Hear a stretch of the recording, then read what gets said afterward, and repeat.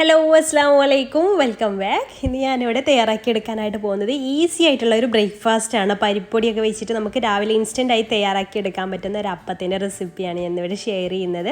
അപ്പോൾ അതിന് വേണ്ടിയിട്ട് മിക്സിയുടെ ജാറിലേക്ക് 1 കപ്പ് അരിപ്പൊടി ചേർത്ത് കൊടുക്കുന്നുണ്ട്. അതുപോലെ തന്നെ 1/4 കപ്പ് ഗോതമ്പ് പൊടിയാണ് ഞാൻ ചേർത്ത് കൊടുക്കുന്നത്. അപ്പോൾ അതൊരു ബൈൻഡിങ് കിട്ടാൻ വേണ്ടിയിട്ടാണ് ഗോതമ്പ് പൊടി ചേർത്ത് കൊടുക്കുന്നത്.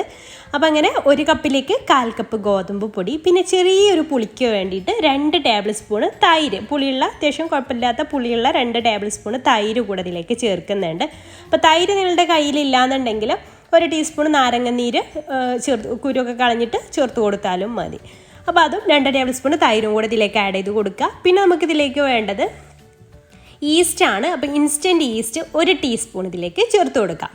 അപ്പോൾ അതിൽ കൂടി പോകരുത് കേട്ടോ, 1 ടീസ്പൂൺ തന്നെ മതി. അതിൽ കൂടി പോയാൽ അതിൻ്റെ ടേസ്റ്റ് മാറും. അപ്പോൾ 1 ടീസ്പൂൺ ആയാൽ നല്ല ടേസ്റ്റി ആയിട്ടുള്ളൊരു അപ്പമായിട്ടാണ് നമുക്ക് കിട്ടുക കേട്ടോ.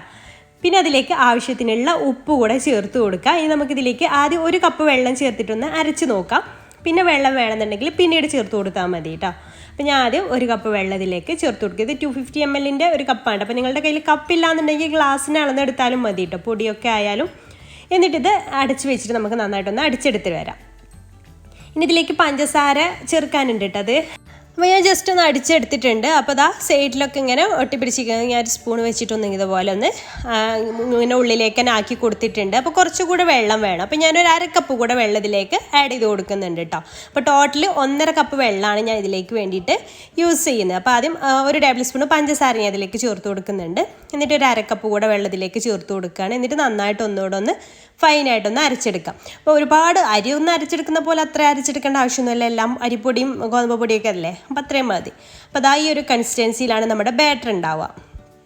ഒരു ദോശമാവിൻ്റെയൊക്കെ ഒരു കൺസിസ്റ്റൻസി ഉണ്ടല്ലോ, അതാണ് നമ്മുടെ ബാറ്ററിന് ഉണ്ടാവുക.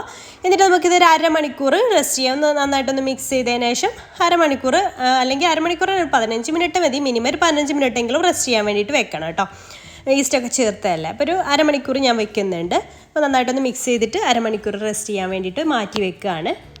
പിന്നെ നമ്മുടെ വീഡിയോസ് ആദ്യമായിട്ടാണ് നിങ്ങൾ കാണണമെങ്കിൽ, സബ്സ്ക്രൈബ് ചെയ്യാത്തവരുണ്ടെങ്കിൽ പ്ലീസ് ഒന്ന് സബ്സ്ക്രൈബ് ചെയ്തിട്ട് സപ്പോർട്ട് ചെയ്തേക്കണേ. അപ്പോൾ ഇതാ നമ്മുടെ 1/2 മണിക്കൂറൊക്കെ കഴിഞ്ഞ് ഞാൻ ഇത് തുറന്ന് നോക്കുമ്പോൾ കുറച്ചും തിക്കായിട്ടുണ്ട്. ഒരുപാട് അങ്ങ് പൊങ്ങി വരുമൊന്നുമില്ല. സൈഡിലൂടെ ഇങ്ങനെ ചെറിയ ഇങ്ങനെ പത പോലെ ഇങ്ങനെ ഉണ്ടാവും, അത്രേ ഉണ്ടാവുള്ളൂ. ഒരുപാട് തിക്കായിട്ട് പൊങ്ങി വരും. അതിന് മാത്രം ടൈം നമ്മൾ വെക്കുന്നില്ല.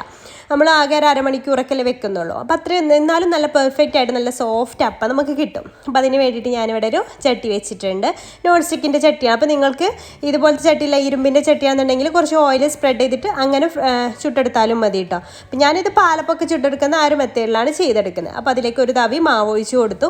എന്നിട്ടൊന്ന് ചുറ്റിച്ചിട്ട് അടച്ചു വെച്ചിട്ട് കുക്ക് ചെയ്തെടുക്കുകയാണ്.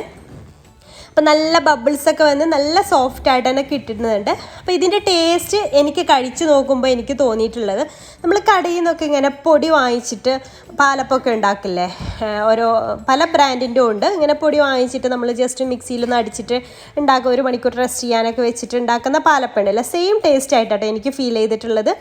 അപ്പോൾ അതാ നല്ല പൊരിഞ്ഞ് നല്ല സോഫ്റ്റായിട്ട് കിട്ടിയിട്ടുണ്ട്. നമ്മൾ അരിപ്പൊടി വെച്ചിട്ടുണ്ടാക്കുക, അരി അരക്കുന്ന അതേപോലത്തെ സോഫ്റ്റായിട്ട് നമുക്ക് കിട്ടിയിട്ടുണ്ട് കേട്ടോ.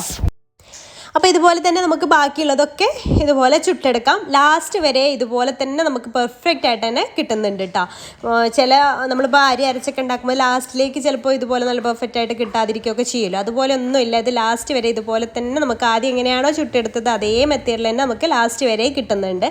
അപ്പോൾ അതുപോലെ ബാക്കിയെല്ലാം നമുക്ക് ചുട്ടെടുത്തിട്ട് സെർവ് ചെയ്യാം. ഇതിൻ്റെ കൂടെ നമുക്ക് ഞാൻ ഒരു ചട്നി ഉണ്ടാക്കിയിട്ടുണ്ടായിരുന്നു, പിന്നെ കുറച്ച് തേങ്ങാപ്പാലും ഉണ്ടാക്കിയിട്ടുണ്ടായിരുന്നു കേട്ടോ. ഇവിടെ കുട്ടികൾക്കൊക്കെ തേങ്ങാപ്പാൽ ഇഷ്ടമാണ്. അപ്പോൾ തേങ്ങാപ്പാലും ഉണ്ടാക്കിയെടുത്തിട്ടുണ്ടായിരുന്നു. പാലപ്പം ആകുമ്പോൾ അപ്പോൾ തേങ്ങാപ്പാൽ നല്ല കോമ്പിനേഷൻ, എനിക്ക് അതാണ് കേട്ടോ സത്യം പറഞ്ഞാൽ ഇഷ്ടം. അപ്പോൾ ഈ ഒരു പാലപ്പം എന്ന് പറയാം, എന്നാലും ഒറിജിനൽ പാലപ്പം അല്ല. ഈ ഒരു അപ്പത്തിൻ്റെ റെസിപ്പി നിങ്ങൾക്ക് ഇഷ്ടമായിട്ടുണ്ടെങ്കിൽ എന്തായാലും തയ്യാറാക്കി നോക്കും. നിങ്ങൾ മാവ് അരച്ച് വെക്കാനൊക്കെ ലേറ്റായി പോവേ അല്ലെങ്കിൽ മറന്നു പോവേ ഒക്കെ ചെയ്താൽ ഈ ഒരു മെത്തേഡ് യൂസ് ചെയ്ത് നോക്കുകൊണ്ടിട്ട് നല്ല സോഫ്റ്റ് ആയിട്ടുള്ള ഒരു അപ്പമായിട്ട് തന്നെ നമുക്ക് കിട്ടും. നല്ല സോഫ്റ്റും ഉണ്ട്, അതുപോലെ തന്നെ നല്ല ആരെടുത്ത് വന്നിട്ട് നല്ല പെർഫെക്റ്റ് ആയിട്ട് നമുക്ക് കിട്ടും. അപ്പോൾ ഇത് ഇഷ്ടമായിട്ടുണ്ടെങ്കിൽ ട്രൈ ചെയ്ത് നോക്കുന്ന സമയത്ത് ഫീഡ്ബാക്ക് അറിയിക്കാൻ മറക്കരുത്. ഞാനിപ്പോൾ ഇതിലേക്കൊരു തക്കാളി ചട്നി ഉണ്ടാക്കിയെടുത്തിട്ടുണ്ട്. നല്ല ടേസ്റ്റിയുള്ള തക്കാളി ചട്നിയാണ് കേട്ടോ. അതിൻ്റെ കൂടെയാണിത് സെർവ് ചെയ്യുന്നത്, അതുപോലെ തേങ്ങാപ്പാലും. അപ്പോൾ ഇൻഷാല്ലാ വീഡിയോ ഇഷ്ടമായാൽ ലൈക്ക് ചെയ്യാൻ മറന്നു പോകരുത് കേട്ടോ. അപ്പോൾ ഇൻഷാല്ലാ പുതിയൊരു നല്ലൊരു വീഡിയോ ആയിട്ട് നമുക്ക് അടുത്തൊരു ദിവസം കാണാം. താങ്ക്